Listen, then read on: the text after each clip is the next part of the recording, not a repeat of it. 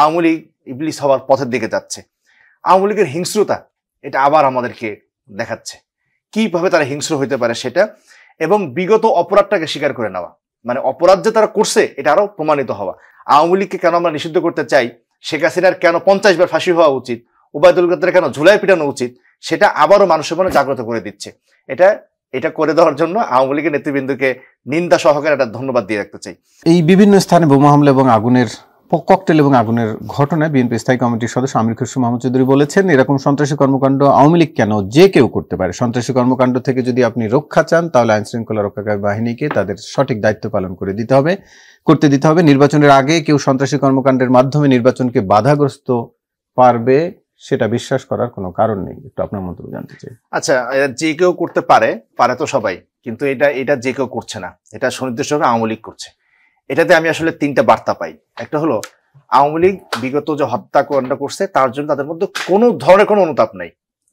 এটা একমাত্র ইবলিসের একটা মানে বৈশিষ্ট্য। পৃথিবীতে অন্য সবাই ভুল করে, অনুতাপ করে, ক্ষমা পায়, একমাত্র ইবলিস ক্ষমা চায় নাই, অনুতাপ আসে নাই। আওয়ামী লীগ এটার দ্বারা আনুষ্ঠানিকভাবে প্রমাণিত হইলো যে জুলাই যা করছে তার জন্য এবং আগে কোনো অনুতাপ নাই। আওয়ামী লীগ ইবলিস হওয়ার পথের দিকে যাচ্ছে। আওয়ামী লীগের হিংস্রতা এটা আবার আমাদেরকে দেখাচ্ছে কিভাবে তারা হিংস্র হইতে পারে সেটা, এবং বিগত অপরাধটাকে স্বীকার করে নেওয়া, মানে অপরাধ যে তারা করছে এটা আরো প্রমাণিত হওয়া।